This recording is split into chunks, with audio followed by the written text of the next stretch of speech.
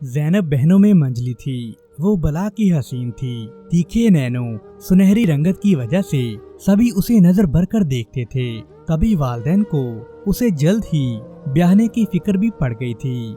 वो अपने चचा के बेटे से बचपन से मंसूब थी, लेकिन उसके हुस्न के सामने उसका मंगेतर बिल्कुल बेजोड़, बेढंगा और बदा मालूम होता था। दोस्तों, देहात में तो लड़की को बोलने का हक भी नहीं दिया जाता।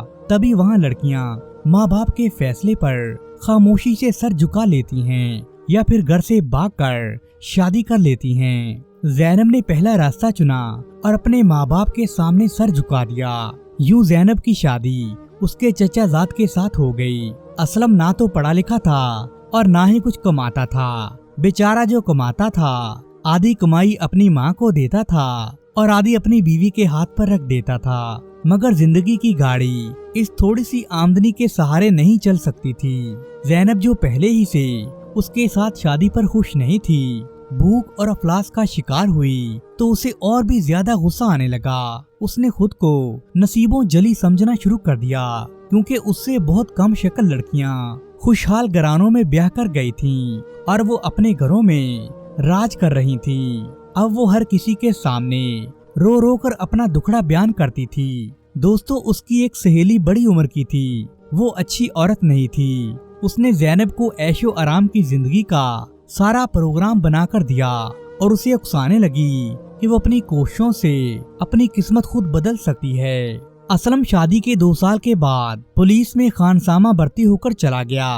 वो हर माह बाकायदगी से तनख्वाह अपने घर भिजवा दिया करता था, लेकिन उसकी बीवी को उसकी कमाई की कोई जरूरत नहीं थी। उसने अब उस मशवरा देने वाली औरत के साथ मिलकर खुशहाली का जरिया तलाश कर लिया था। उस औरत के मरासम खाते पीते घरानों के अक्सर नौजवान लड़कों के साथ होते थे। इस तरह उस औरत ने ज़ैनब को भी उन लोगों के साथ मिला दिया। अब वो दिन ब दिन निखरने लगी थी। उसके लबों पर कोई शिकवा नहीं रहा था। चेहरे पर जर्दी की जगह लाली ने ले ली थी। ससुर तो पहले ही नहीं था, सास भी मर चुकी थी। ज़ैनब का शौहर निहायत शरीफ और कम अकल सादा गु आदमी था। वो छुट्टी पर आता तो बीवी उसे खाना न देती।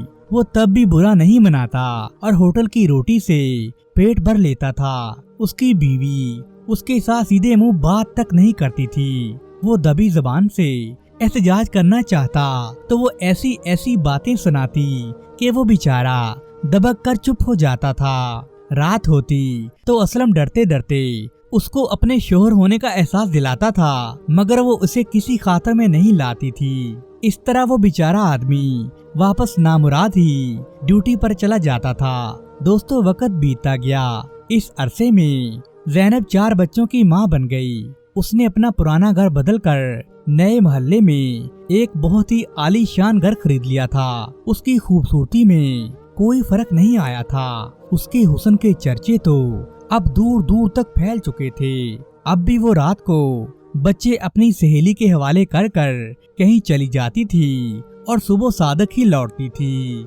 लोगों ने जब देखा कि ज़ैनब के करतूत तो खराब होते जाते हैं, तो मोहल्ले वालों ने तरह तरह के एतराजात उठाने शुरू कर दिए। वो भी बड़ी चालाक और मक्कार औरत थी। उसने बैठक में एक छोटी सी परचून की दुकान खोल ली। इस तरह अपने ऐश का जवाब भी पैदा कर लिया और लोगों की आंखों में धूल झोंकने लगी थी। उसकी दुकान में सौदा तो बहुत ही कम होता था, मगर ग्राहकों की लाइन लगी रहती थी। वो सबसे यही कहती थी कि अरे मैं क्या करूं, शोहर की आमदनी तो ना होने के बराबर है।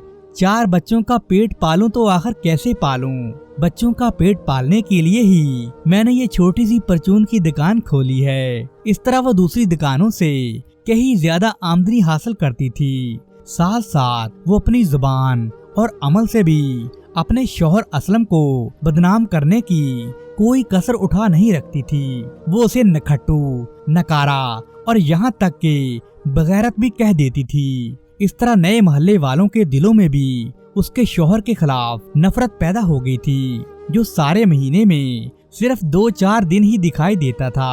असलम बेइंतहा बुज़दिल और बेगैरत हो गया था। दोस्तों, जब असलम ही अपनी बीवी से कोई बाज परस नहीं करता था तो आखिर मोहल्ले वालों को क्या तकलीफ थी? असलम के चुप रहने की वजह शायद एक ये भी मालूम होती थी कि वो अपनी बीवी के हुस्न से मरूब था और अपनी गुर्बत से लाचार हुआ पड़ा था। वो अपनी बीवी को उसकी खूबसूरती और वक्त के तकाज़ों के मुताबिक जरूरियाते जिंदगी मुहैया करने से कासिर था। शायद उसने भी हालात से समझौता कर ही लिया था। चलो, जब ज़ैनब खुद ही अपना और अपने बच्चों का पेट पाल रही है तो मुझे मजीद भाग दौड़ करने की क्या जरूरत है। मगर जब भी वो मिन्नत समाजत से उसको अपने शौहर होने का एहसास दिलाता तो बीवी को उस पर तरस आ जाता। कभी वो अपने छुपे हुए पंजे निकाल लेती। इंसान चाहे कितना ही मुंहजोर क्यों ना हो, कुदरत की लाठी एक ना एक दिन उसके सर पर जरूर पड़ती है। ज़ैनब के करतूत जब नाकाबिले बर्दाश्त हो चुके थे तो वक्त ने उसे सजा देने के लिए मुंतखब कर लिया था। दोस्तों, उसका एक रिश्तेदार समी जब पहली मर्तबा उसके घर आया तो वो भी उसके हुस्न के जादू से बच नहीं सका। इस अरसे में वो खानदानी लिहाज से बिल्कुल अकेली हो गई थी। उसके भाई उसे नहीं बुलाते थे। उसके माँ बाप तो बहुत अरसा पहले ही गुजर चुके थे। ससुराल वालों ने भी उसे कोई घास नहीं डाली थी। शोहर दूसरे शहर पुलिस में ट्रेनिंग लेने वालों के लिए हॉस्टल में खाना पकाने का काम करता था। अब उसे डर किस बात का था। तभी उसने मैदान साफ पाकर बेखौफ और खुलकर बेरारवी और बेहयाई की दुकान सजा ली। दोस्तों, जब समी पहली दफा आया तो ज़ैनब ने जाने उसे क्या झलक दिखाई कि वो बार बार आने लगा। हालांकि वो एक शादीशुदा आदमी था, लेकिन फिर भी वो इस मक्कार औरत पर फरिश्ता हो गया और हर हफ्ते उसके दर पर हाजिरी देने लगा। वो ज़ैनब के बच्चों के लिए बाकायदगी से फ्रूट, मिठाई, कपड़े और खिलौने लाता था। शाहदा ने उससे मुश्किल नाता जोड़ लिया था। अब तो वो किसी को मुंह नहीं लगाती थी। समी इस शर्त पर उसे हर माह काफी रकम भी देता था कि वो किसी से नाता नहीं रखेगी। लेकिन दोस्तों, जो ज़ैनब के पुराने मिलने वाले थे उन्हें ये बात बिल्कुल भी अच्छी नहीं लगी। उन्होंने एक रात मंसूबा बनाया। एक रात समी और शाहदा एक ही कमरे में सो रहे थे कि गांव के चंद मोअज़्ज़ज़ आदमी और कुछ नौजवान अचानक उसके घर के सहन में दाखिल हुए। समी तो खिड़की से भागकर जान बचाने में कामयाब हो गया। अपनी लफ्ज़ों की ये सजा मिली कि वो सारे गांव में बदनाम हो गई। गली गली उसकी बदचलनी के चर्चे होने लगे।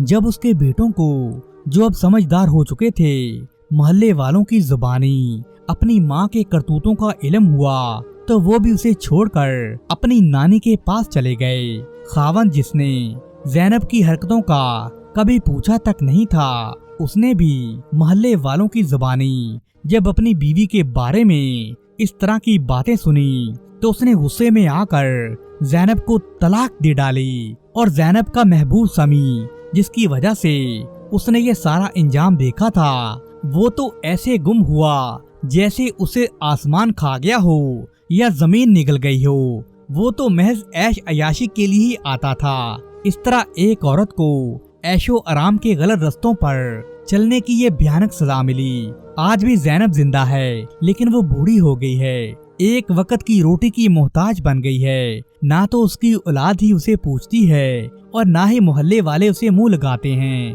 वो गलियों में अकेली भटकती रहती है। अगर किसी को रहम आ जाए तो वो रोटी का बचा खुचा टुकड़ा उसे दे देता है। कई कई दिन तक वो तो नहाती भी नहीं। अगर किसी खुदा तरस औरत को उस पर रहम आ जाता, उसे पकड़कर अपने घर ले जाती थी और नहलाकर कपड़े बदलवा देती थी। मगर कोई उसे रखने को तैयार नहीं था। कभी तो वो दरख्त तले सो जाती, कभी किसी दुकान के ठड़े के नीचे। लगता है ये बेचारी अब जिंदगी के दिन पूरे कर रही है। सारे खानदान के लिए वो इबरत का निशान बन चुकी थी। गांव में वो काली भिखारन के नाम से मशहूर है। वो औरत जो कभी हुस्न का चांद हुआ करती थी। इस इलाके में अगर किसी औरत को बदचलन या गुनहगार समझ लिया जाता तो लोग उसे काली का लक़ब देते थे। लोग इस काली भिखारन से सख्त नफरत करते थे। छोटे छोटे बच्चे उसे पागल कहकर पत्थर मारते थे। दोस्तों, ये होता है कुदरत का अंजाम।